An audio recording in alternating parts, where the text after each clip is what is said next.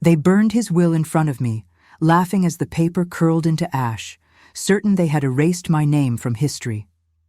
But the ashes did not scatter as ashes should, and when they settled on the marble floor, they spelled my name in letters clearer than any ink could write. I have told this story only once before, to a man who believed me when no one else would. Now I tell it to you, not because I seek vindication, for time has granted me that already, but because some truths refuse to remain buried, and some loves deserve to be remembered exactly as they were. My name is Harriet Byrne, and I was 26 years old when I learned that the dead do not always rest, that justice sometimes comes wrapped in smoke and flame, and that love can find you in the most impossible of places, even in a house determined to destroy you. I came to Thornbury Hall in the spring of 1858, a girl of 17 with nothing to recommend me but a letter from the vicar of my parish and hands that knew how to work. My mother had died that winter, taken by the same fever that swept through our village and left me alone in a world that had little use for orphaned daughters of seamstresses. The vicar, a kind man who had known my mother since childhood, wrote to an old acquaintance, a housekeeper at a great estate in Hertfordshire, and begged her to find a place for me. Mrs. Whitmore, God rest her soul, took pity on my situation and offered me a position as a housemaid. I arrived at Thornbury Hall on a morning thick with mist, my single trunk containing everything I owned in the world, and I looked up at that great gray house rising from the fog like something from a dream, never imagining that it would become my home for nearly a decade, or that its master would change the course of my life forever. The house itself seemed to breathe that morning, its stone walls exhaling centuries of secrets into the damp air. I remember standing at the foot of the drive, my boots sinking slightly into the gravel, my heart pounding with a mixture of fear and wonder that I have never quite forgotten. The facade of Thornbury Hall stretched before me like a sleeping giant, its windows dark and watchful, its chimneys sending thin spirals of smoke into the gray sky. There were gargoyles at the corners of the roof, their stone faces worn smooth by time and weather, and they seemed to regard me with an expression somewhere between curiosity and warning. I did not know then that this house would become my sanctuary and my battlefield, the place where I would find both my greatest joy and my deepest sorrow. Mrs. Whitmore met me at the servants' entrance, a stout woman with iron-gray hair pulled back in a severe bun and eyes that missed nothing. She looked me over with the practiced assessment of someone who had seen 1,000 hopeful girls come through that door, most of them destined to fail. But something in my face must have satisfied her, because she nodded once and said, "You will do," and that was the beginning of everything. Lord Alistair Thornbury was 73 years old when I first saw him, a tall man grown thin with age, with silver hair that swept back from a high forehead and eyes the color of winter sky. He walked with a cane, his left leg having been injured in a riding accident years before, and he moved through the halls of his ancestral home with the careful dignity of a man who knew his strength was fading but refused to surrender to it. The household whispered that he had once been handsome, that in his youth he had broken hearts across 3 counties, but I saw only the man he had become, solitary, scholarly, prone to long silences and longer walks through the gardens when his leg permitted. There was something in his bearing that spoke of losses endured and griefs carried quietly, a weight that he wore as naturally as he wore his finely tailored coats. In those first years, I rarely spoke to him directly. I was a housemaid, one of many, and my duties kept me scrubbing floors and polishing silver and changing linens in rooms I was meant to make invisible. I would rise before dawn, when the house was still dark and cold, and work until long after sunset, my hands rough and red from lye and water. The other servants were kind enough in their way, though there was always a distance between us, a reserve born of competition for favor and position. We slept in narrow beds in the attic, 4 to a room, and we ate our meals quickly in the servants' hall, always listening for the bell that would summon us back to our duties.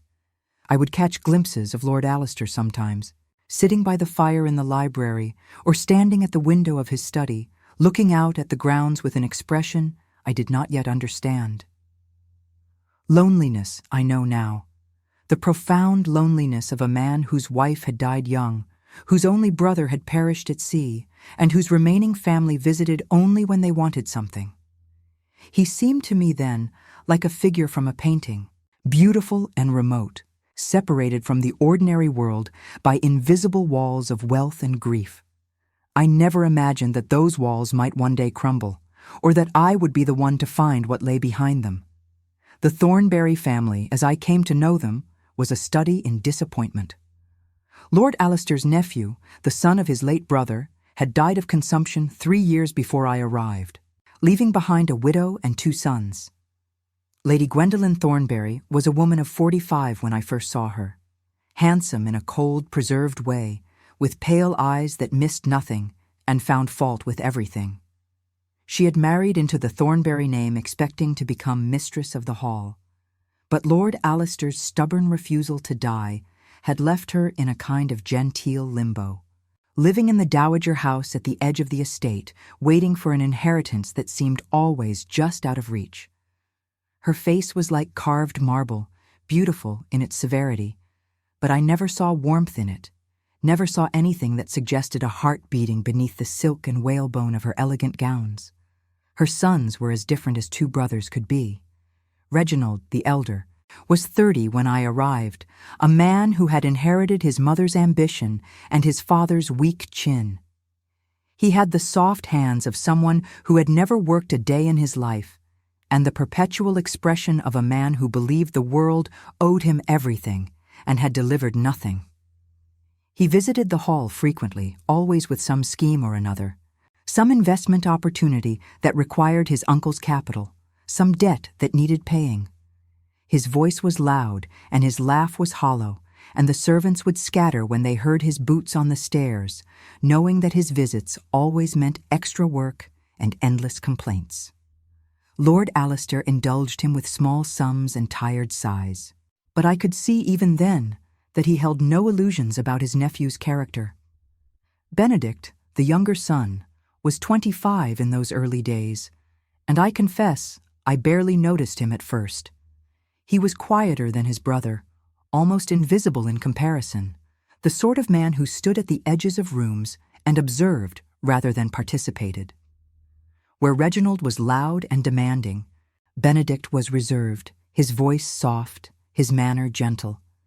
He had his uncle's eyes, that same winter sky gray, and he spent most of his visits in the library, reading books that Reginald scorned as impractical.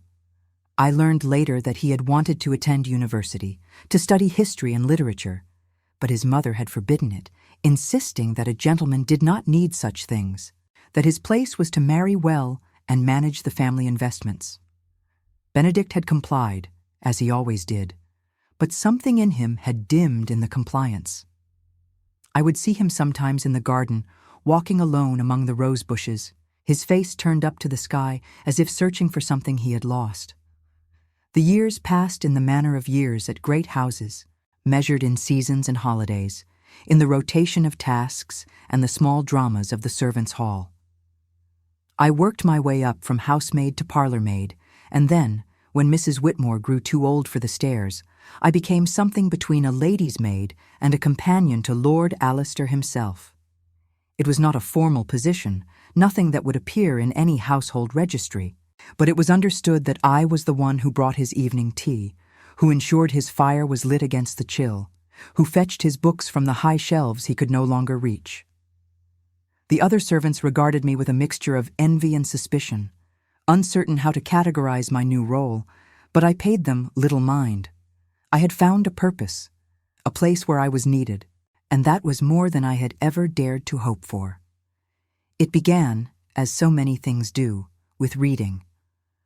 Lord Alister's eyes had grown weak, the printed words swimming before him, and one evening in the winter of 1862 he asked if I could read aloud to him. I was terrified, certain that my voice would betray my lack of education, that I would stumble over the words and prove myself unworthy of the trust he was placing in me. But I opened the book he offered, a volume of poetry by Mr. Tennyson, and I read, my voice trembling at first, but growing steadier as the words took hold. The fire crackled in the grate, casting dancing shadows on the walls, and the room seemed to wrap around us like a cocoon, shutting out the cold and the darkness of the winter night. When I finished the first poem, he was silent for a long moment. Then he said, in that quiet way of his, that I had a gift for it, that my voice made the words come alive. I did not know what to say, so I said nothing. But something shifted between us in that moment. Some invisible barrier that had separated master and servant dissolving into something warmer, something more human. I felt it like a change in the air, a softening of the light, and I knew that whatever came after, this moment would remain with me always. After that, I read to him every evening that he was in residence. We made our way through Tennyson and Wordsworth, through Dickens and Thackeray, through histories of ancient Rome and accounts of distant lands. The library became our sanctuary, its shelves of leather-bound volumes rising around us like the walls of a fortress, protecting us from the world outside. The fire burned steadily, casting its warm glow over the worn carpet and the deep armchairs, and the smell of old books and pipe tobacco became the smell of home. He would interrupt sometimes to explain a reference or share a memory, and I would listen, hungry for the knowledge he offered so freely. No one had ever spoken to me as an equal before, as someone capable of understanding and appreciating ideas. In the servants' hall, I was quiet Harriet, the girl who kept to herself and did her work without complaint. In Lord Alister's library, I became something else, something I had not known I could be. He asked about my life in those evening hours, and I found myself telling him things I had never told anyone. About my mother, who had taught me to read by candlelight, who had believed that education was a gift no one could take from you. She had been a seamstress, her fingers nimble with needle and thread, but her mind had been sharp as any scholar's, and she had filled my childhood with stories and questions and wonder. About my father, who had died before I was born, a soldier whose face I knew only from a faded miniature my mother had kept hidden in her prayer book. She had loved him fiercely, my mother, and that love had sustained her through the hard years of widowhood and poverty, through illness and loss and the slow fading of hope. About the loneliness of being alone in the world, of having no one who remembered who you were before, no one to whom your history mattered. I had never spoken of these things, had kept them locked away in the deepest chambers of my heart, but Lord Alister's gentle questions and patient silences drew them out of me like poison from a wound. He listened with a patience that undid me, and in return he told me about his wife, Catherine, who had died in childbirth along with the son who would have been his heir. His voice grew soft when he spoke of her, soft and distant, as if he were speaking of something sacred that could be damaged by too much handling. She had been beautiful, he said, with dark hair and laughing eyes, and she had filled the house with music and light. He had loved her with the passion of youth, the blind and burning love that believes itself invincible, and her death had shattered something in him that had never quite healed. About the guilt that had haunted him ever since, the feeling that he had failed to protect her, that his love had not been enough to keep her safe. About the long years since, the empty rooms and the silence that pressed in on him at night, the knowledge that he would die without leaving anything of himself behind. We were two lonely people who had found in each other a kind of solace. It was not romantic, not in the way the world would have suspected. He was old enough to be my grandfather, and I loved him the way one loves a teacher, a mentor, a father one never had. But it was love, nonetheless, the truest kind I had known until then. And when he called me his friend, I wept. The tears came silently, sliding down my cheeks in the firelight, and he did not look away or offer false comfort. He simply sat with me in my grief, sharing it as he had shared his stories, and in that sharing, something was healed in both of us. The trouble began in the autumn of 1866. The leaves had turned gold and crimson, carpeting the grounds of Thornbury Hall in a tapestry of dying beauty, and the air carried the sharp tang of approaching winter. Lady Gwendolen had been pressing for years for Lord Alistair to update his will, to ensure that the estate would pass smoothly to Reginald upon his death. Her letters arrived weekly, written in her precise, slanting hand, full of veiled threats and not-so-subtle reminders of family duty. Lord Alistair had always demurred, claiming he was not ready, that there was time yet, but that October, he summoned a solicitor from London and spent 3 days closeted in his study with the man, emerging only for meals. The household buzzed with speculation. The servants gathered in the kitchen after supper, voices low and eyes bright with curiosity, trading theories and rumors like currency. Mrs. Whitmore, who had retired by then but still lived in a cottage on the grounds, told me she had heard that Lord Alistair intended to make provisions for the servants, something unusual but not unheard of among the old families. I thought nothing more of it, assumed that whatever he had decided was none of my concern. I was a servant, after all. My place was to serve, not to expect. I continued my duties as I always had, reading to him in the evenings, bringing his tea, maintaining the quiet rhythms of our shared existence. But I noticed changes in him during those autumn weeks, small shifts that troubled me without my quite understanding why. He seemed preoccupied, his gaze often turning inward, and sometimes he would pause in the middle of a conversation, as if listening to something I could not hear. He tired more easily, retiring earlier than usual, and there were days when his hands trembled so badly that he could not hold his teacup steady. The doctor came more frequently, his black bag a constant presence in the entrance hall, and I began to fear that the end was approaching faster than any of us had imagined. Lord Alistair died on the 12th of January, 1867. It was a Sunday, I remember, the church bells ringing across the frozen fields as if in premature mourning. I was the one who found him, sitting in his chair by the library fire, a book open on his lap as if he had simply fallen asleep while reading. The fire had burned low, the embers glowing softly in the grate, and the room was cold, so cold that I could see my breath hanging in the air like a ghost. But his skin was colder still when I touched his hand, and I knew, even before I called for the doctor, that he was gone. The grief that followed was a physical thing, a weight that pressed upon my chest and made it difficult to breathe. I went through the motions of my duties, helped prepare the house for mourning, draped black crepe over the mirrors, and stopped the clocks as custom demanded.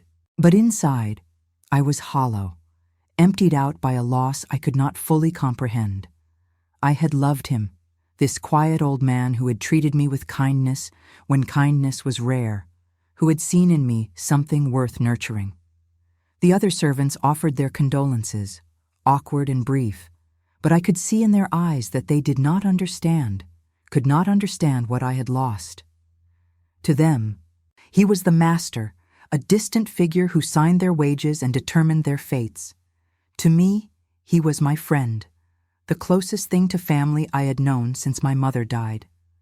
Lady Gwendolen arrived 2 days later, dressed in black silk that rustled with every step, her pale eyes sweeping over the house as if she were already taking inventory. She brought with her a retinue of servants from the Dowager House, efficient strangers who moved through the halls like an occupying army, rearranging furniture and issuing orders as if they had always belonged there. Reginald came with her, his face arranged in an expression of grief that did not reach his eyes. He spoke loudly of his dear uncle's legacy and the heavy responsibilities that now fell upon his shoulders, but I saw him pocket a silver snuff-box from the study when he thought no one was looking. Benedict arrived separately on the afternoon train, and I noticed that he kept his distance from his mother and brother, standing apart during the funeral arrangements, his face pale and closed. He wore his mourning clothes like armor, his collar high and his cravat dark, and when our eyes met across the crowded entrance hall, I saw in his gaze something that surprised me. Not grief, exactly, but a quiet fury, banked and controlled, but burning nonetheless. He nodded to me once, a small acknowledgement that felt like more than politeness, and then he turned away, disappearing into the library where his uncle had spent so many hours. The will was to be read on the 15th of January, 3 days after Lord Alister's death. The morning dawned grey and bitter, frost etching delicate patterns on the windows, and the house felt heavy with anticipation. The solicitor, Mr. Hartley, arrived from London on the early train, a thin man with spectacles and an air of nervous precision. He carried a leather satchel that seemed too large for his slight frame, and he refused all offers of refreshment, insisting that he needed to review his documents before the reading. The family gathered in the drawing room at precisely 10 o'clock. Lady Gwendolen and Reginald took the chairs closest to the fire, their faces composed in expressions of patient expectation. Benedict stood by the window, his back to the room, staring out at the frost-covered gardens. I was not meant to be there, had no right to be there, but Mr. Hartley had sent word through the butler that my presence was requested, and so I stood near the door, uncertain and afraid, my hands clasped in front of me to hide their trembling. Mr. Hartley cleared his throat and began to read. His voice was dry, precise, the voice of a man accustomed to delivering momentous news with perfect neutrality. The first provisions were as expected: the estate and the bulk of the fortune to Reginald, with allowances for Lady Gwendolen and Benedict, bequests to long-serving members of the household. I heard my own name mentioned, a sum of £50 left to Harriet Byrne in recognition of faithful service, and I felt a small surge of gratitude that Lord Alister had remembered me. It was more money than I had ever possessed, enough to see me through a year or more if I was careful. But then Mr. Hartley turned the page and continued reading, and the room went very still.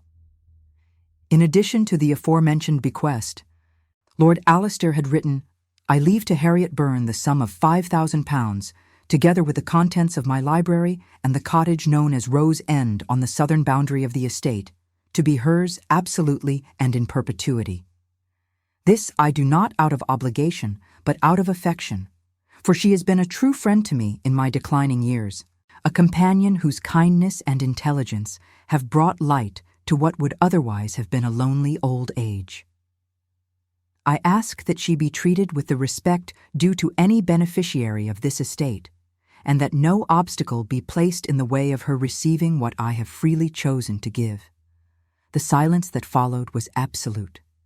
Time seemed to stop, the ticking of the clock fading into nothing, the crackle of the fire muted and distant. I could not move, could not breathe, could scarcely comprehend what I had heard. £5,000 was a fortune, more money than I would have earned in 50 years of service.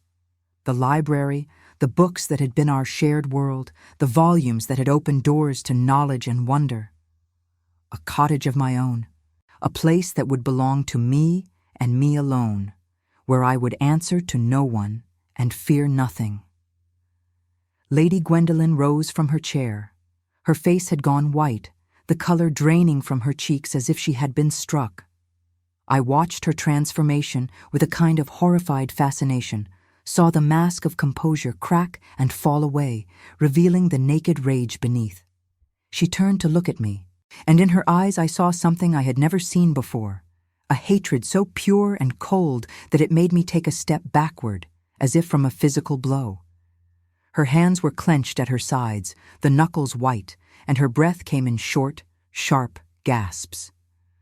"What is the meaning of this?" she said. Her voice was low, controlled, but there was a tremor in it that betrayed the fury beneath. "Mr. Hartley, there must be some mistake. My husband's uncle could not have intended to leave such a sum to a servant. It is preposterous. It is an insult to the family. I demand to know the meaning of this travesty." Mr. Hartley removed his spectacles and polished them with a handkerchief, a nervous gesture I would come to know well. He was a man who valued order and precision, and the chaos unfolding before him was clearly distressing. "I assure you, Lady Thornbury," he said, his voice steady despite his obvious discomfort, that this is the will Lord Alistair signed in my presence, witnessed by 2 of my clerks. It is entirely legal and represents his stated wishes. I can provide you with copies of all relevant documentation if you wish to examine them. His stated wishes. Reginald spat. He had risen too, his face flushed with anger, his soft hands balling into ineffectual fists. His stated wishes were clearly the result of manipulation. This woman, this housemaid, has obviously taken advantage of an old man's weakness. She has poisoned his mind against his own family, wormed her way into his confidence through who knows what deceptions. This must be contested. I will not stand by while some scheming servant robs me of my rightful inheritance. I opened my mouth to speak, to defend myself, but no words came. The accusation was so monstrous, so far from the truth of what had existed between Lord Alistair and me, that I could not find the language to refute it. I stood there, frozen, feeling the weight of their contempt pressing down on me like a physical force. It was Benedict who spoke. He had not moved from his place by the window, but his voice cut across the room like a blade, sharp and clear in the charged silence. "That is enough, Reginald," he said. His tone was quiet but firm, carrying an authority I had not heard from him before. "You did not know our uncle as well as you believe. If he chose to leave a portion of his estate to Miss Byrne, he did so for reasons of his own, and we have no right to impugn either his judgment or her character. She was his companion in his final years, when his own family could not be bothered to visit except when they wanted money." Lady Gwendolen turned on her younger son with a fury that made him flinch, though he held his ground. "Be silent," she hissed, her voice barely above a whisper, but carrying a venom that chilled me to my bones. "You know nothing of these matters. You have always been weak, always ready to believe the best of people who do not deserve it. This woman is a schemer and a fortune hunter, and I will not stand by while she robs this family of what is rightfully ours. I have sacrificed too much, waited too long, to see my son's inheritance stolen by a servant with ideas above her station. What happened next, I have replayed in my mind 1,000 times."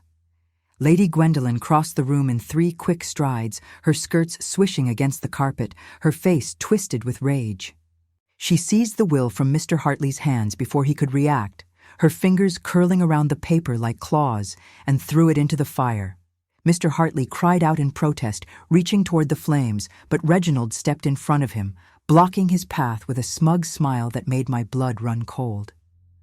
The paper caught instantly, the edges curling brown and then black, the words that had been meant to protect me disappearing into smoke and ash. I watched, paralyzed, as Lord Alistair's final gift to me turned to cinders, as the evidence of his kindness crumbled to nothing before my eyes. "There," Lady Gwendolen said. Her voice was triumphant, ugly with satisfaction, and she dusted her hands as if ridding them of something unclean. "Without the will, no court in England will give a servant girl a penny. The estate will pass to Reginald, as it was always meant to, and this creature will be turned out without a reference. Let her go back to whatever gutter she crawled from. Let her learn what it means to reach for things that do not belong to her." I watched the will burn, watched the last evidence of Lord Alistair's kindness to me crumble into cinders, and I felt something break inside me. Not hope exactly, but the belief that the world could be fair, that goodness would be rewarded and cruelty punished. I had been a fool to think that my friendship with Lord Alistair could protect me, that the powerful would ever allow someone like me to rise above my station. The tears burned in my eyes, but I refused to let them fall. I would not give Lady Gwendolen the satisfaction of seeing me weep. But then the ashes began to move. At first, I thought it was a draught, a gust of wind from the chimney stirring the remains of the will. But there was no wind. The fire burned steadily, the flames undisturbed, and yet the ashes were rising from the grate, swirling in a pattern that defied explanation. They moved like living things, like dancers responding to music only they could hear, spiraling upward in currents and eddies that had nothing to do with natural law. Lady Gwendolen stepped back, her hand going to her throat.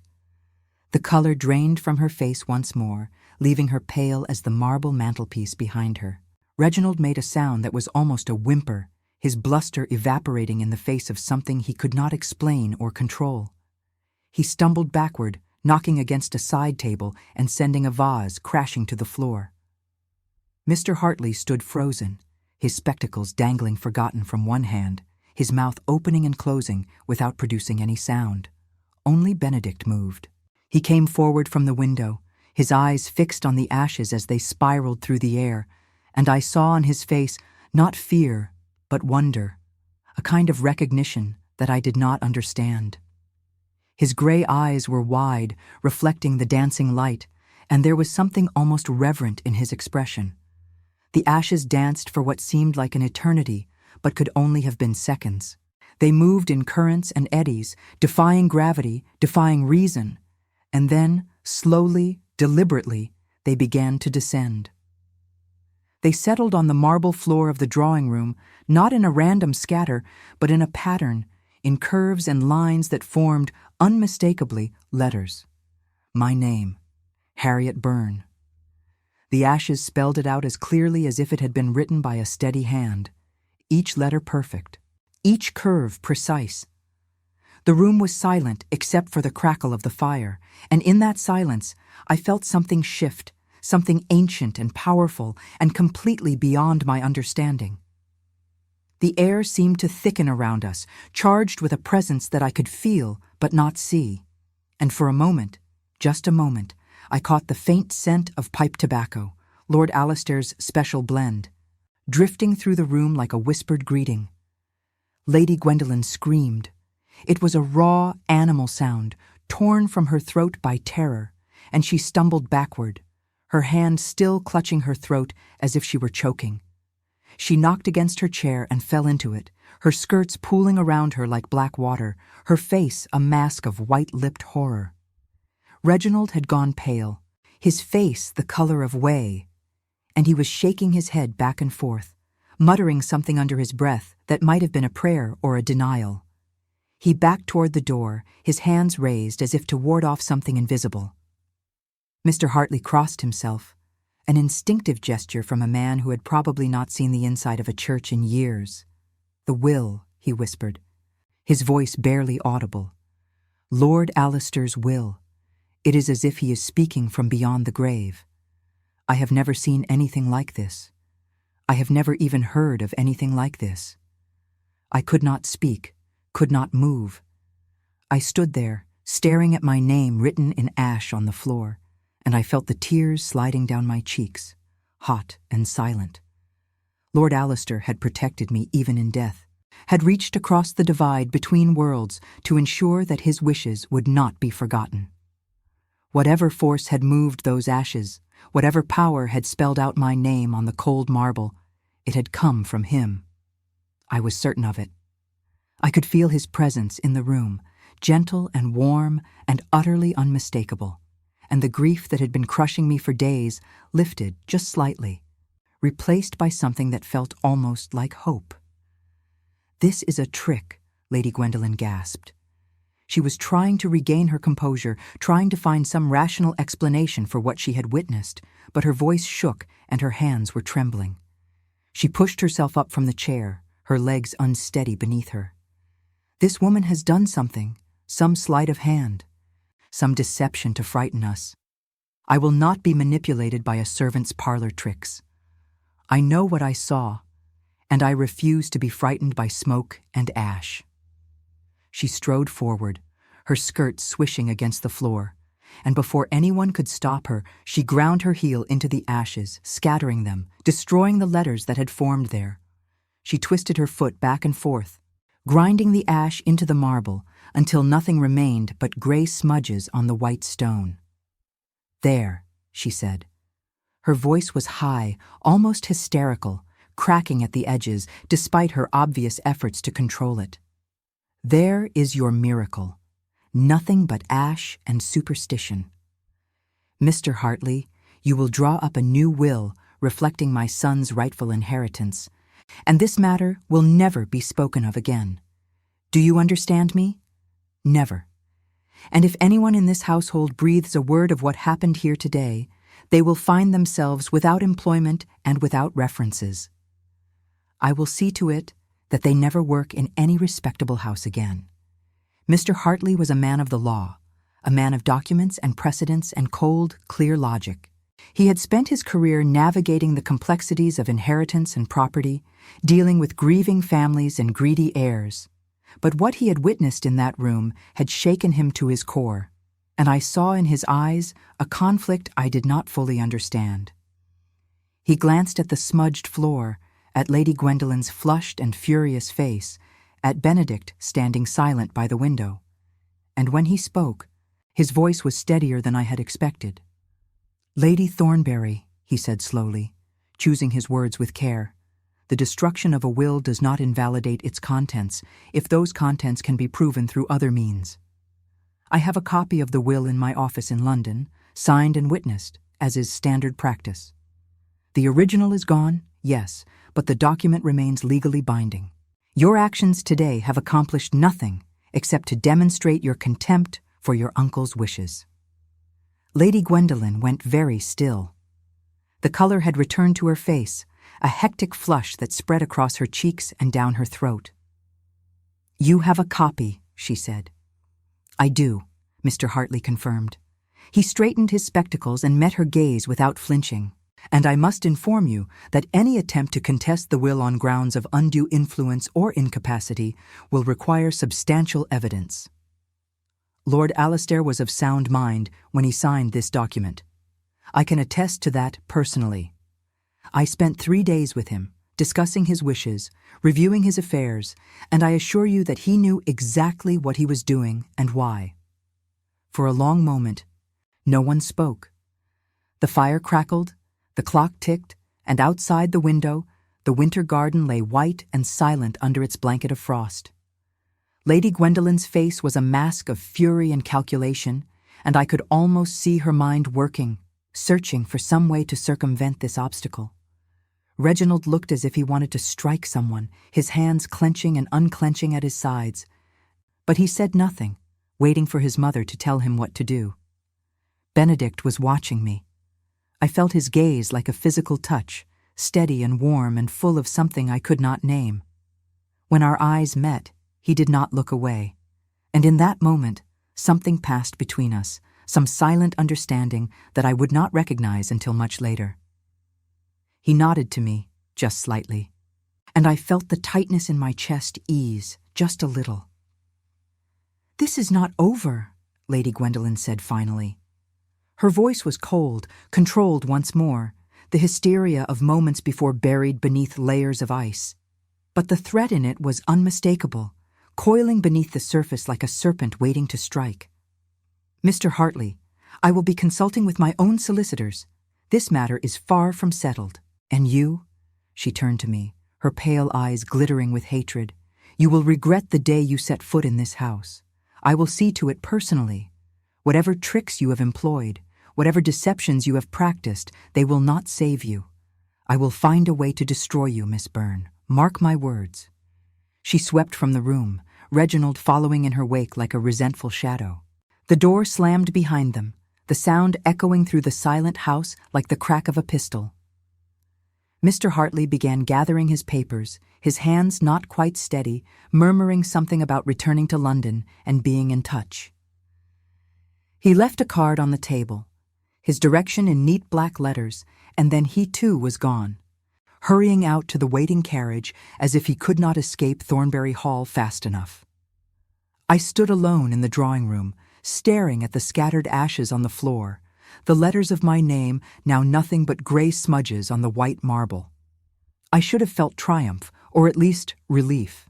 The will existed, legally binding, protected by copies and witnesses and the cold machinery of the law. But all I felt was fear, a deep and terrible certainty that Lady Gwendolyn had meant every word she said, and that the battle for Lord Alistair's legacy had only just begun. "Miss Byrne." I turned. Benedict was still there, standing near the window, his hands clasped behind his back in that habitual pose of his. In the gray afternoon light, his face was impossible to read, but there was something in his voice, a gentleness that made me want to weep. He had not left with his family. He had stayed.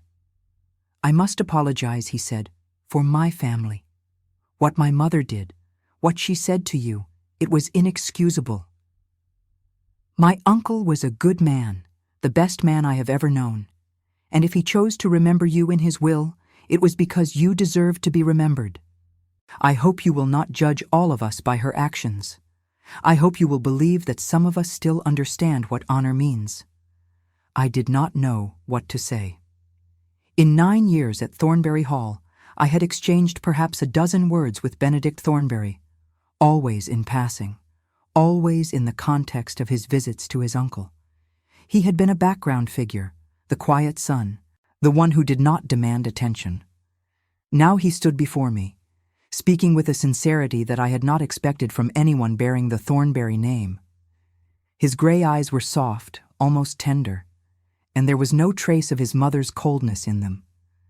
"You are kind, Mr. Thornbury," I said. My voice came out rough, thick with unshed tears. "But you cannot apologize for what is not your fault. Your mother has made her position clear. I expect she will do everything in her power to ensure that I never receive a penny of your uncle's bequest." "She will try," Benedict agreed. His gray eyes met mine, and in them I saw something that made my heart stutter in my chest. Determination, fierce and unwavering, burning beneath his gentle exterior like a flame behind frosted glass. "But she will not succeed. My uncle left instructions with Mr. Hartley for a reason. He knew what his family was, what they were capable of. He wanted you protected, Miss Byrne, and I intend to ensure that his wishes are honored." "Why?" I asked. The question came out before I could stop it, raw and honest in a way that I would normally have suppressed. "Why would you help me? Your mother will be furious. Your brother already despises me. You have nothing to gain and everything to lose. Why would you risk so much for someone like me?" Benedict was quiet for a moment, his gaze dropping to the floor where the ashes had spelled my name. His jaw tightened, and I saw a muscle tick in his cheek, the only outward sign of the emotion he was fighting to control. Then he said, softly, "Because I loved my uncle and because he loved you. Not in the way my mother implied, I know that. I saw the two of you together once, in the library. He was listening to you read, and his face, Miss Byrne, his face was alive in a way I had not seen in years. You gave him that. You gave him joy in his last years, when his own family gave him only obligation and expectation. If he wanted to repay that kindness, who am I to stand in the way?" I felt the tears come then, the ones I had been holding back since I found Lord Alistair cold and still in his chair. They spilled down my cheeks, hot and silent, and I could not stop them no matter how hard I tried. I had spent so long being invisible, being careful, being the servant who knew her place and never stepped outside it. To have someone see me, truly see me, and speak of what I had meant to Lord Alistair as if it were something precious and worthy of protection, undid every defense I had built around my heart. Benedict stepped forward. He did not touch me, maintained the proper distance that society demanded, but he offered me his handkerchief, a square of white linen embroidered with his initials. The gesture was simple, almost mundane, but it carried a weight of kindness that I felt in my very bones. "I am not a brave man, Miss Byrne," he said. His voice was quiet, almost confessional. "I have spent my life acquiescing to my mother's wishes, avoiding conflict, choosing peace over principle. I have watched her hurt people, watched her scheme and manipulate, and I have said nothing because it was easier to remain silent. But I find that I cannot do so any longer. My uncle deserved better from his family. You deserve better. And I intend to do whatever I can to ensure that justice is done." I took the handkerchief. My fingers brushed his, just briefly, and I felt a shock of warmth that I did not understand, a spark of something that had no place in that room full of grief and ash and broken hopes. His skin was soft, his touch gentle, and for a moment we stood there, connected by nothing more than a square of linen and a shared sense of purpose. "Thank you," I whispered. It was inadequate, those two small words, but it was all I had. Benedict nodded, his expression softening into something that might have been a smile. "Go and rest, Miss Byrne. The days ahead will be difficult. But you are not alone in this. I want you to remember that, whatever comes, you are not alone." He left me then, walking out of the drawing room with that quiet, careful stride of his, and I stood in the silence he left behind, his handkerchief pressed to my face, breathing in the faint scent of sandalwood and ink. The fire had burned low, the embers glowing softly in the grate, and the winter light was fading, casting long shadows across the floor where my name had been written in ash. I did not know it then, but that moment was the beginning of everything, the beginning of the investigation that would uncover the truth about Lord Alistair's death and the secrets his family had kept hidden for years, the beginning of a love I had never expected and did not dare hope for, the beginning of the rest of my life. The weeks that followed were the most difficult I had ever known. Lady Gwendolen had not been idle. She had hired her own solicitors, men with sharp eyes and sharper tongues who descended upon Thornbury Hall like crows upon carrion. They questioned everyone: the servants, the estate manager, the doctor who had attended Lord Alistair in his final months.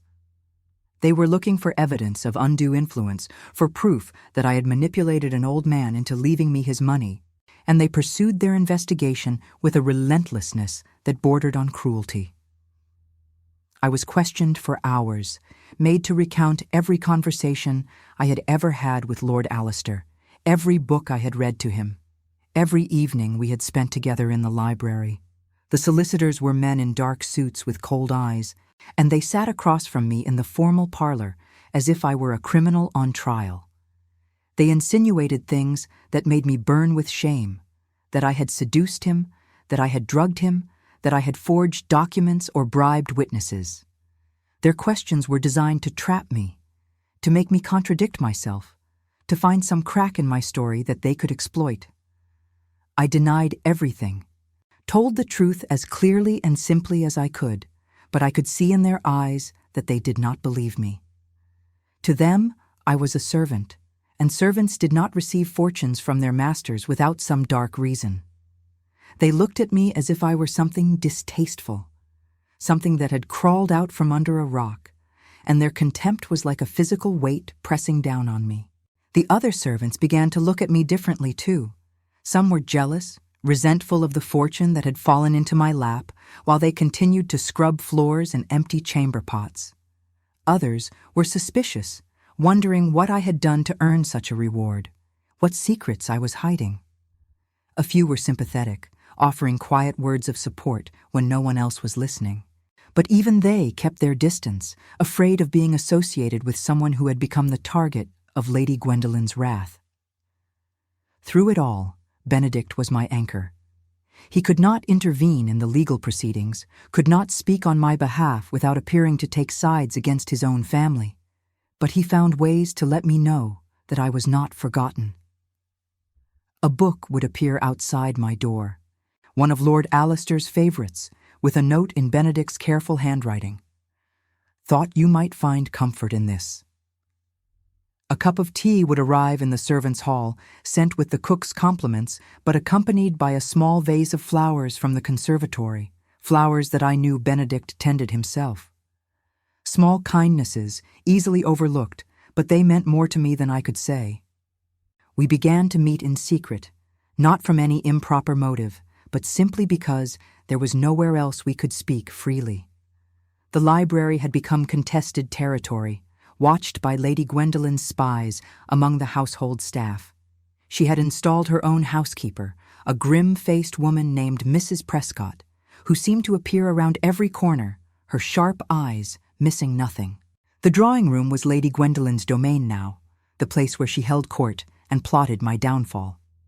But there was a small study on the second floor, a room that had been Lord Alistair's private retreat, and it was there that Benedict and I would gather after the house had gone to sleep.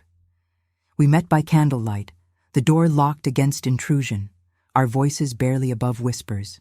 The room smelled of old leather and dust, and the walls were lined with maps and scientific instruments, relics of Lord Alistair's lifelong fascination with the natural world. It felt safe there, hidden away from the hostility that had consumed the rest of the house, and I found myself looking forward to those midnight meetings with a desperation that surprised me. There was something almost dreamlike about those stolen hours, something that existed outside the harsh realities of our waking lives. In that small room, with the candle flame casting dancing shadows on the walls and the silence of the sleeping house wrapped around us like a blanket, we could pretend that we were different people, that the vast gulf between our stations did not exist. We talked about everything, books we had read, places we dreamed of seeing, the fears and hopes that we had never shared with anyone else. I told him about my mother, about the life I had lived before coming to Thornbury Hall, about the loneliness that had been my constant companion for so many years. He told me about his childhood, about growing up in the shadow of his brother's ambition and his mother's expectations, about the dreams he had buried because he was told they were unsuitable for a man of his position.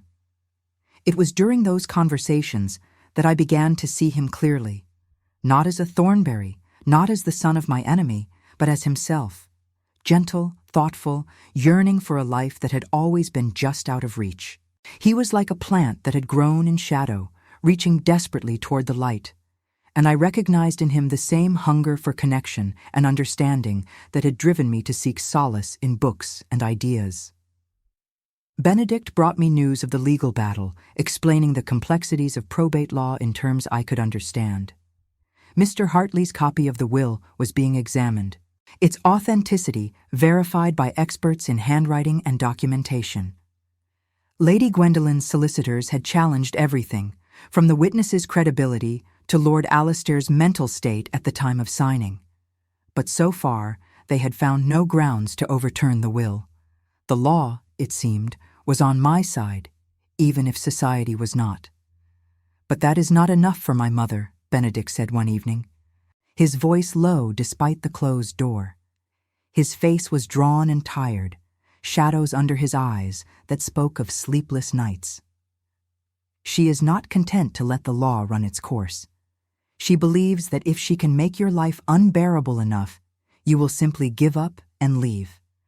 That is why she has been so relentless in her questioning, so determined to paint you as a fortune hunter. She wants to break you, Miss Byrne. She wants to destroy your spirit so completely that you will surrender without a fight." "She will not succeed," I said. I was surprised by the steel in my own voice, the resolve that had been forged in weeks of humiliation and accusation. "Lord Alistair believed in me. He trusted me with his legacy. I will not betray that trust by surrendering to his family's cruelty. I owe him that much. I owe myself that much." Benedict looked at me then, his gray eyes bright in the candlelight, and I saw in them something that made my breath catch. Admiration, yes, but something more, something deeper and more dangerous, something that made my heart race and my cheeks flush with heat. He leaned forward, his elbows resting on his knees, and his gaze held mine without wavering. "You are remarkable, Miss Byrne," he said softly. "I have never met anyone like you. The way you speak, the way you think, it is as if you were born for a different life entirely. My uncle saw it. I see it now.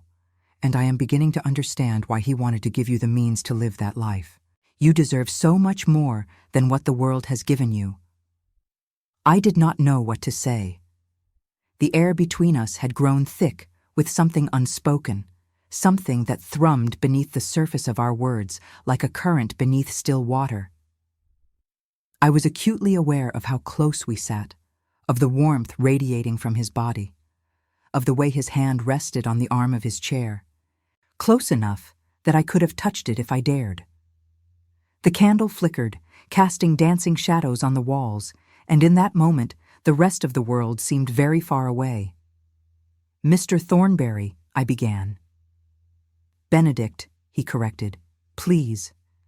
When we are alone like this, there is no need for formality." I would very much like to hear you say my name. Just once. As if we were equals. Benedict. It came out as a whisper, intimate and strange on my tongue. I am a servant. Whatever Lord Alistair intended for me, whatever the law may decide, I am still what I have always been. You should not speak to me this way. It is not proper. It is not safe. If anyone found out about these meetings, about the way you look at me. He laughed, a soft, rueful sound that made my heart ache. Proper, he repeated. My entire life has been proper, Miss Byrne. Harriet, I have done everything that was expected of me, said everything that was expected, felt only what was expected. And where has it led me? To a family that I cannot respect, ambitions I do not share, a future mapped out by others without any regard for what I might want. Propriety has been my prison. Perhaps it is time I considered what might lie beyond its walls. I should have stopped him then, should have risen, made some excuse, retreated to the safety of my room and the familiar boundaries of my station. But I did not.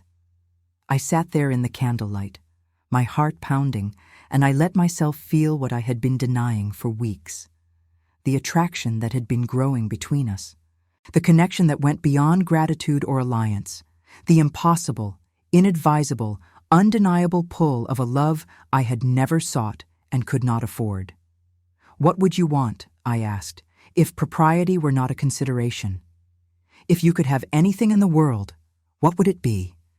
Benedict was quiet for a long moment, his gaze dropping to the floor.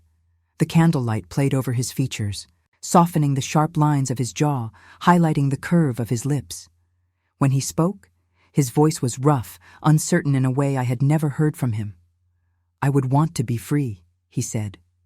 Free from my mother's expectations, my brother's schemes, the weight of a name that has never fit me. I would want to spend my days with books and ideas and people who see me for who I am, not what I represent. I would want to love openly, without calculation, without concern for advantage or alliance. He paused, and when he continued, his eyes were on mine, steady and true. I would want you, Harriet.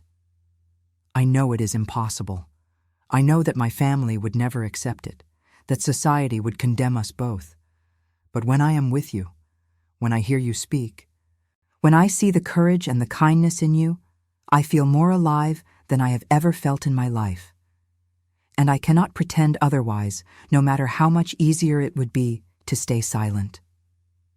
The words hung between us, bright and terrible. I felt them settle into my chest, into the place where hope and fear lived side by side, and I knew that nothing would ever be the same. The world outside this room, with its rules and expectations and judgments, seemed suddenly very distant, as if we had stepped outside of time itself. I cannot be what you need me to be, I said. My voice broke on the words, cracking under the weight of everything I wanted to say and could not. I am no one, Benedict, a servant, an orphan, a woman with nothing to recommend her but the kindness of a dead man. Your family would destroy me if they knew how you felt. They would destroy us both. And I could not bear to be the cause of your ruin. Let them try, Benedict said. He leaned forward, and before I could stop him, before I could think, he took my hand in his. His fingers were warm, his grip gentle but firm, and the touch sent a wave of heat through me that I felt in every part of my body. My uncle believed you were worth protecting, Harriet. I believe it too. And I am tired of living my life in fear of what others might think or do. If you will let me, I want to stand beside you, not as your protector, but as your partner, whatever comes. I looked at our joined hands, his pale and elegant, mine roughened by years of work, and I felt the tears rise again, the endless tears that seemed to be my only response to kindness in those dark days. I cannot promise you anything, I whispered. I do not even know what tomorrow will bring. Then let us face it together, Benedict said. Whatever tomorrow holds, we will face it together. It was not a declaration of love, not in so many words, but it was something more, a commitment, a covenant, a promise that bound us to each other in ways neither of us fully understood. I squeezed his hand, and I let myself believe, just for a moment, that the future might hold something other than struggle and loss. The manifestations began 3 days later. I woke in the middle of the night to the smell of pipe tobacco. It was Lord Alistair's blend, a distinctive mixture of Virginia and Turkish leaves that I would have recognized anywhere. He had smoked it every evening. Sitting by the library fire, the fragrant smoke curling around us as I read. I had not smelled it since his death, had avoided the library altogether because the absence of that smell was too painful to bear. But now it was in my room, strong and unmistakable, filling the air with memories of evenings long past. I sat up in bed, my heart racing. The room was dark. The candle on my nightstand burned down to nothing, but I could see that I was alone. No one had entered. The door was still locked from the inside, just as I had left it. The moonlight filtered through the thin curtains, casting pale stripes across the floor. And in that silver light, the room looked strange, unfamiliar, as if I had woken in a place I had never been before. Lord Alistair. I whispered into the darkness. There was no answer.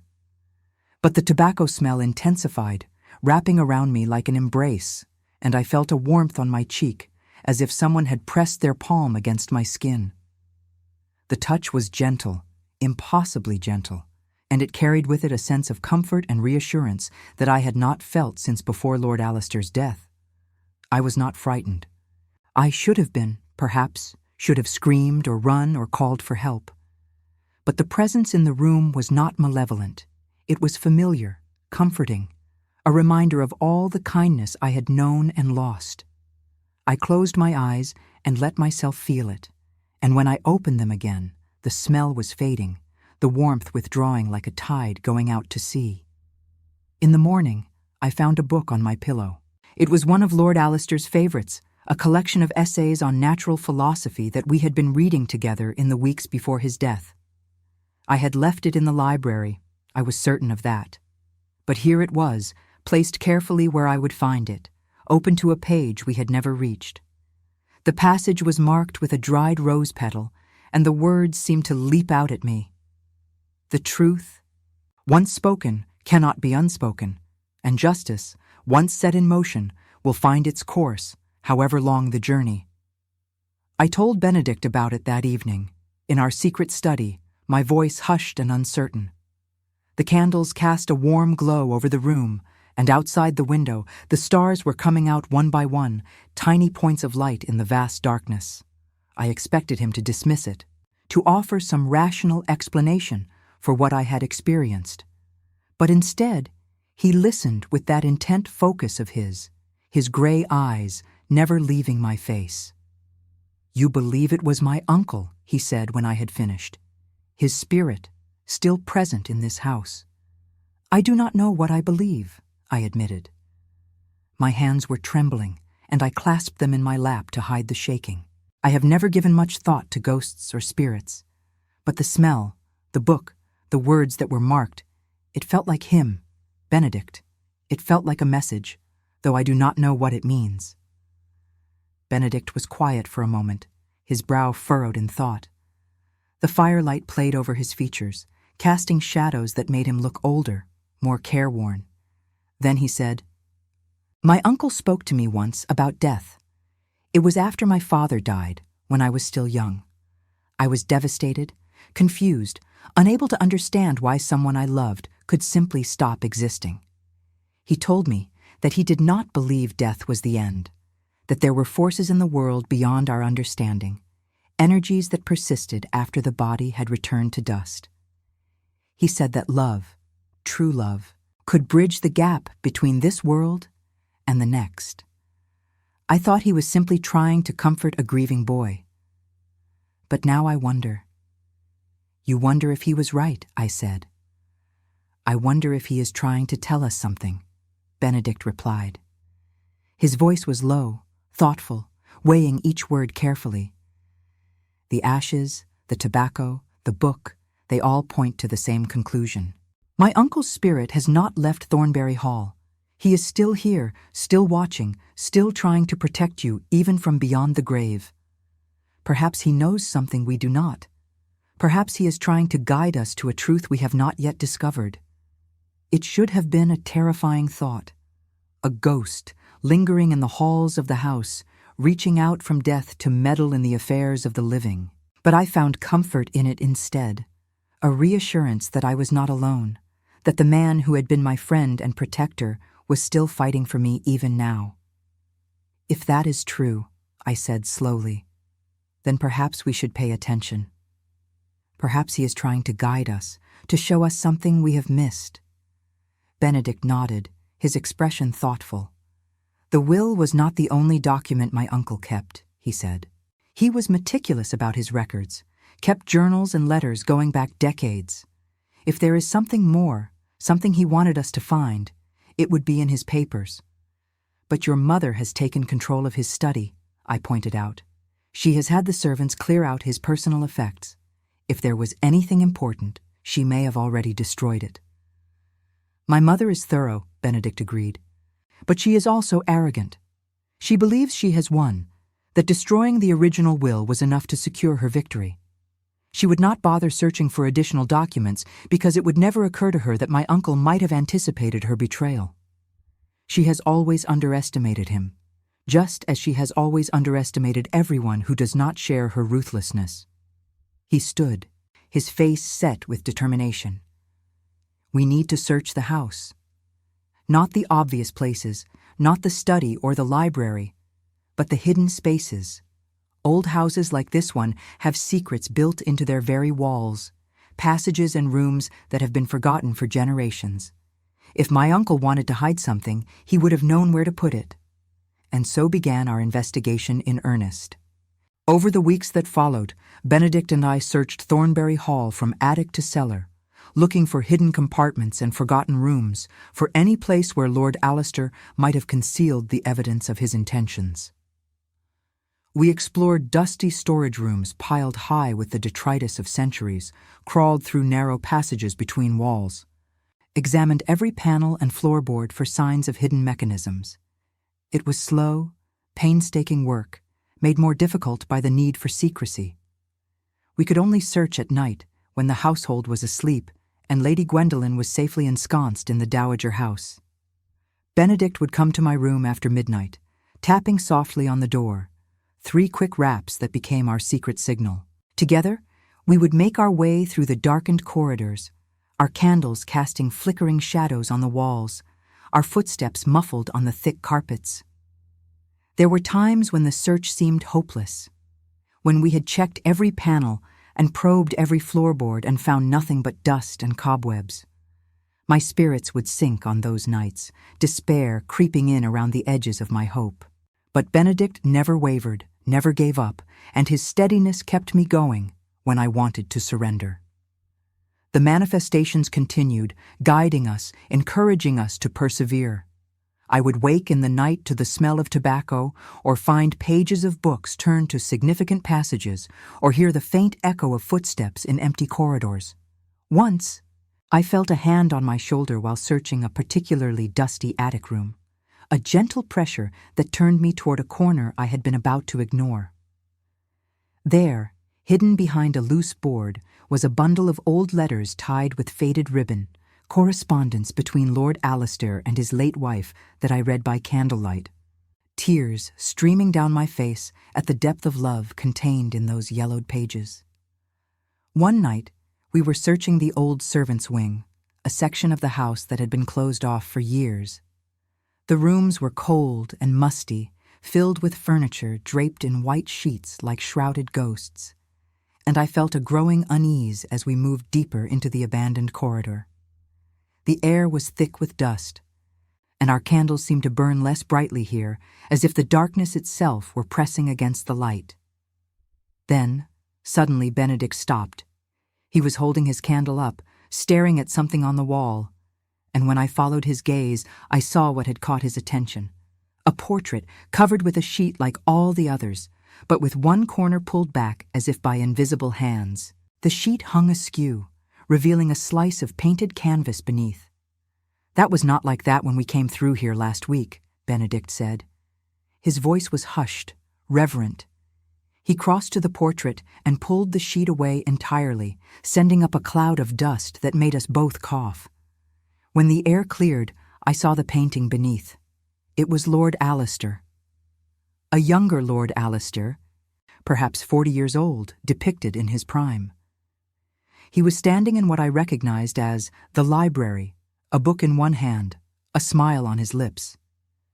The painter had captured something of his essence, that combination of warmth and melancholy that I had come to know so well.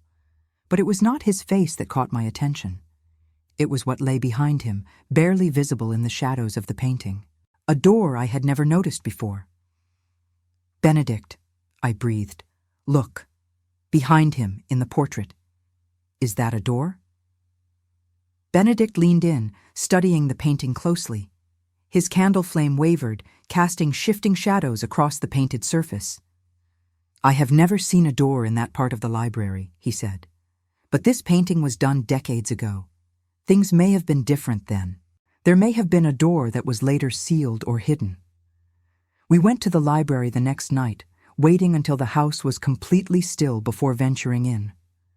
I had not been in that room since before Lord Alistair's death, and entering it now felt like stepping into a mausoleum, a shrine to the man I had lost. His chair was still there by the fire, empty and waiting, and I had to blink back tears before I could focus on our search. The smell of old books surrounded us, that familiar comforting scent that had been the backdrop to so many happy evenings. And for a moment, I could almost believe that Lord Alistair would walk through the door at any moment, ready to settle into his chair and listen to me read. Benedict positioned himself where Lord Alistair had stood in the portrait, orienting himself to the painting's composition. "Behind me should be the door," he said, turning to face the wall. "But there is nothing here, only bookshelves." I came to stand beside him, studying the shelves. They were old, built into the wall itself, filled with volumes that had been accumulating for generations. The leather spines glowed softly in the candlelight, gold and brown and deep burgundy, and the titles whispered of knowledge and adventure and romance. I reached out and touched the wood, feeling its smoothness under my fingers, and then I noticed something. A seam, nearly invisible, painted over and hidden by years of accumulated polish, but unmistakably there. "Benedict," I whispered, "here." He moved closer, his fingers tracing the line I had found. It was a door, or had been once, concealed behind a false panel of shelving. We spent the next hour trying to find the mechanism that would open it, pressing and pulling at every book and piece of trim, but nothing worked. The hidden door remained stubbornly closed, keeping its secrets locked away. Then the candle on the mantel flickered. There was no draft, no reason for it to move, but it flickered 3 times in quick succession, and then its flame leaned sharply to the right, toward a section of shelving we had not yet examined. I followed the direction of the flame to a row of books on the bottom shelf, volumes of sermons that looked as if they had not been touched in decades. Their spines were thick with dust, their titles faded to illegibility. I knelt and ran my fingers along their spines, and one of them moved. Not a book at all, but a lever disguised as a book. And when I pulled it, the hidden door swung silently open. Beyond it was a narrow staircase, leading down into darkness. Benedict and I looked at each other. His face was pale but determined, and I knew mine must have looked the same. We had found Lord Alistair's secret. Now we had only to discover what lay at the bottom of those stairs. The passage led to a small room, tucked beneath the foundations of the house like a forgotten heart. It was dry and surprisingly warm, preserved against time and decay by some trick of construction I did not understand. As Benedict held up the candle, I saw that it was filled with papers. Documents, letters, journals, ledgers, stacked on shelves and piled on a small desk, the accumulated records of a lifetime. The room smelled of old paper and ink, and in the flickering candlelight, It felt almost sacred, a hidden chapel of memory and truth. And there, in the center of the desk, was a leather portfolio sealed with Lord Alistair's personal signet. Benedict broke the seal with trembling fingers. Inside were several documents, a second copy of the will, witnessed and notarized, identical to the one Mr. Hartley had preserved in London. Letters from Lord Alistair to Mr. Hartley explaining his wishes and his reasons for making them, and a separate letter addressed to me, sealed with wax and written in Lord Alistair's familiar hand. I opened it with tears already streaming down my face. His voice seemed to rise from the page, as clear and warm as if he were standing beside me, and I could almost smell the tobacco smoke, almost feel the warmth of the library fire. "My dear Harriet," he had written, "if you are reading this, then I am gone, and the vultures have descended upon Thornbury Hall as I always knew they would. I make no apologies for what I have left you. You have earned it 1,000 times over, with your kindness and your companionship, and the simple gift of your presence in my lonely old age. But there is more I must tell you, things I could not say while I lived for fear of exposing you to danger. My family is not merely greedy. They are cruel, and their cruelty has caused harm that I have spent years trying to make right." The letter went on to explain.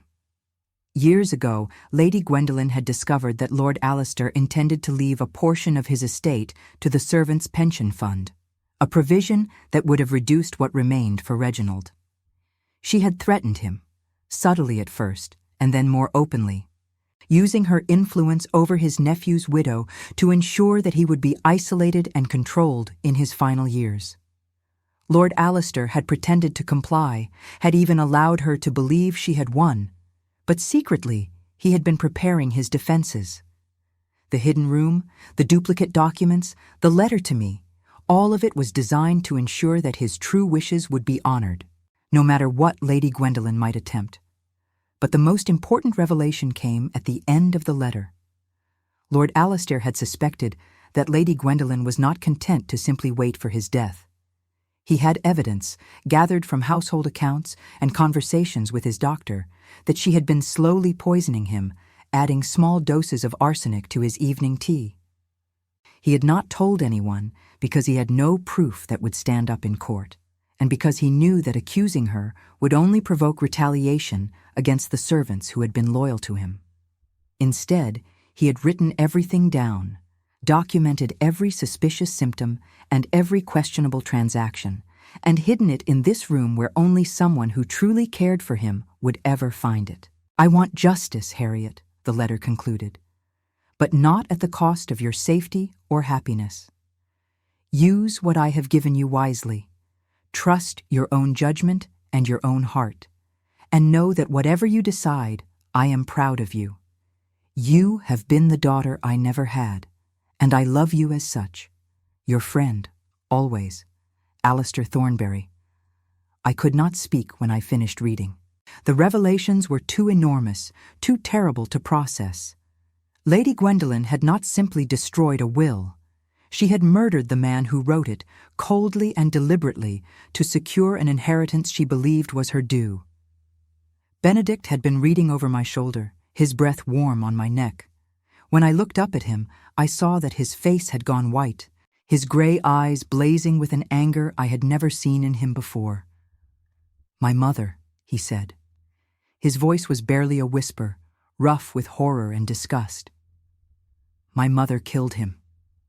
"We cannot know for certain," I said, though even as I spoke the words, I knew they were hollow. The evidence Lord Alistair had gathered was damning. Records of arsenic purchases, notes from his doctor about unexplained symptoms, a pattern of decline that coincided precisely with Lady Gwendolen's visits to the hall. "We can know," Benedict said. His hands were shaking as he gathered up the documents, his movements quick and agitated. "We can have these examined by experts. We can take them to the authorities. My mother will not escape justice for this, Harriet. I swear it on my uncle's grave." What followed was a whirlwind of activity that I remember now only in fragments. Mr. Hartley was summoned from London. his face grave as he reviewed the evidence Lord Alistair had gathered. A doctor was brought in to examine the records, and he confirmed what we had suspected. The symptoms Lord Alistair had described were consistent with chronic arsenic poisoning. The authorities were notified. Inspector Blackwood arrived from Scotland Yard, a tall man with a face like carved granite and eyes that seemed to see through every pretense and evasion. He questioned everyone in the household, his manner calm and methodical, building his case piece by piece like a mason constructing a wall. Lady Gwendolen was summoned to the drawing room, the same room where she had burned the will, where the ashes had spelled my name on the marble floor. I watched from the doorway as she entered, her head held high, her black silk rustling with every step. She had dressed carefully for the occasion, her appearance as immaculate as ever, but there was something in her eyes that had not been there before. Fear, barely concealed beneath layers of aristocratic contempt. She denied everything at first, her cold composure unshaken, answering the inspector's questions with the practiced ease of a woman accustomed to having her word taken as truth. But Inspector Blackwood was not impressed by her title or her bearing. He laid out the evidence methodically, item by item, the purchases of arsenic from a chemist in the village, documented in the shop's ledger, and confirmed by the chemist himself. The gradual decline in Lord Alistair's health, tracked by his doctor's records and corroborated by the testimony of the household staff. The timing of his symptoms, which worsened after each of Lady Gwendolen's visits and improved when she was absent. I watched her face as the evidence mounted, watched the color drain from her cheeks and her hands begin to tremble. She tried to maintain her composure, tried to deflect and deny, but the walls she had built around herself were crumbling, and there was nowhere left to hide. Witnesses came forward, servants who had noticed strange powders in the tea, a footman who had seen Lady Gwendolen slipping something into Lord Alistair's evening drink. Mrs. Prescott, her own housekeeper, testified that she had been instructed to keep the arsenic hidden and to ensure that no one questioned its presence in the house. The web of evidence grew tighter and tighter until even Lady Gwendolen could no longer pretend that she might escape. The day they arrested her was cold and gray, the sky heavy with clouds that threatened snow but never delivered. I stood at my window and watched as she was led out of the dowager house, her wrists bound, her face a mask of fury and disbelief. She looked up at Thornbury Hall as they put her into the carriage, and for a moment our eyes met. I saw hatred there, pure and unrelenting, but I also saw something else. The knowledge that she had lost, that her schemes had come to nothing, that the servant girl she had despised would inherit what she had killed to possess. I did not gloat. I did not feel triumph. I felt only a profound sadness, a grief for all the years Lord Alistair had spent afraid and alone, surrounded by people who wished him dead. He deserved better. He deserved so much better. Reginald fled. When he heard that his mother was under investigation, he took what money he could and disappeared, leaving behind debts and scandals that would take years to untangle. Some said he went to America. Others claimed he had been seen in France. I never learned the truth, and I found I did not care. He was gone, and that was enough. Benedict stood by me through all of it. He testified against his own mother, his voice steady even as his heart broke, and he refused to let her supporters paint me as the villain of the piece. He was my champion, my advocate, my partner in everything, and somewhere in the midst of the chaos, I realized that what I felt for him had grown beyond gratitude or alliance into something deeper and more lasting. It was he who proposed, on a quiet evening in the library, with the fire burning low and Lord Alistair's chair standing empty beside us. The investigation was winding down, the legal matters nearly settled, and for the first time in months there was peace in Thornbury Hall. He did not kneel, did not make grand declarations. He simply took my hand and asked if I would share my life with him, not as his servant or his dependent, but as his wife, his equal, his love. I said yes. How could I not? He had seen me at my lowest, had believed in me when the world condemned me, had chosen honor over family and truth over comfort. He was everything I had never dared to hope for, and I loved him with a fierceness that still takes my breath away. We were married in the spring of 1868, in the small chapel on the Thornbury estate. The congregation was modest. A few loyal servants, Mr. Hartley and his wife, the vicar who had known my mother and first recommended me for service. The sun shone through the stained glass windows, casting colored light across the ancient stone floor, and I walked down the aisle in a simple white gown, carrying a bouquet of roses from the conservatory that Benedict had tended with his own hands. I remember every detail of that day with a clarity that time has not dimmed. The scent of the flowers, the warmth of the spring sunshine, the way Benedict's face lit up when he saw me walking toward him. He was wearing a dark blue coat that brought out the gray of his eyes, and his hands trembled slightly as he took mine in his. We stood before the altar where generations of Thornburys had made their vows, and we spoke words that bound us together, not just in law, but in heart and soul. When the vicar pronounced us married, Benedict leaned in and kissed me, a gentle brush of his lips against mine that promised more to come. The congregation applauded, their voices echoing off the ancient stone walls, and I felt tears streaming down my face, tears of joy and relief and gratitude for everything that had led me to this moment. Afterward, there was a small reception in the garden of Rose End Cottage, the home that was now ours. The servants had decorated the grounds with ribbons and flowers, and there was a simple meal of cold meats and fresh bread and early strawberries from the garden. We danced on the lawn as the sun began to set, Benedict's arms around me, his breath warm against my ear, and I knew that whatever hardships lay ahead, whatever challenges we might face, we would face them together. That night, alone at last in our cottage, Benedict held me close and told me that he had never known happiness until he met me. I wanted to tell him that I felt the same, that he had saved me in ways he could not imagine, but the words caught in my throat. So instead, I simply kissed him and let my actions speak for me. Lady Gwendolen was in prison by then, awaiting trial for murder. She would be convicted and sentenced to hang, though the sentence was later commuted to life imprisonment. I did not attend the trial. I did not need to. Justice had been done, and I had no desire for revenge, only for peace. Lord Alister's bequest came to me in full. The £5,000, the library, the cottage called Rose End.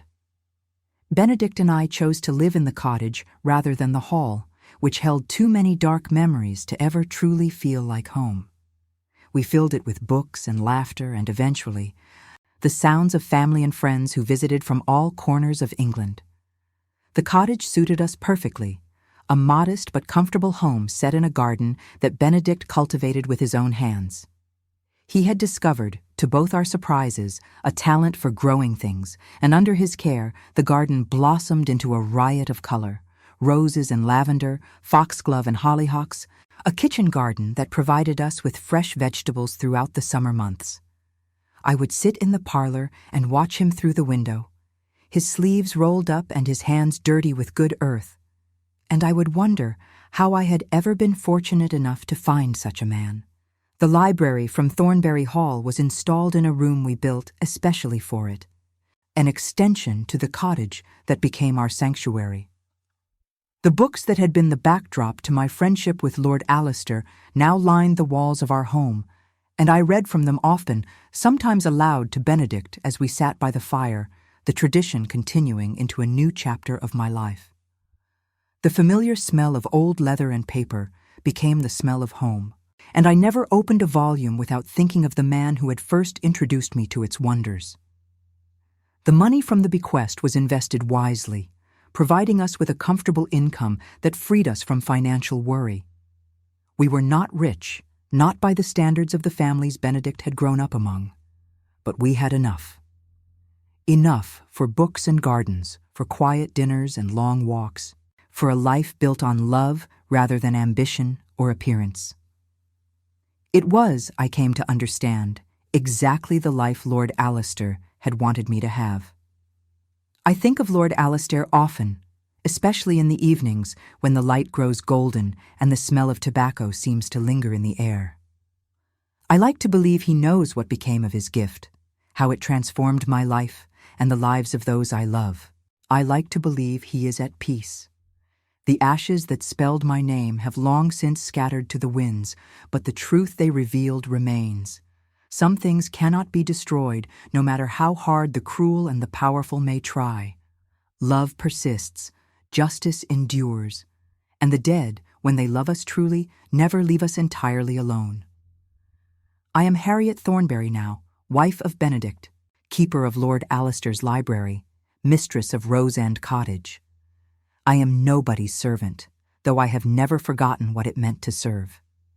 I have lived a life beyond anything I could have imagined on that foggy morning when I first arrived at Thornbury Hall, a frightened girl with nothing but a letter of introduction and a willingness to work.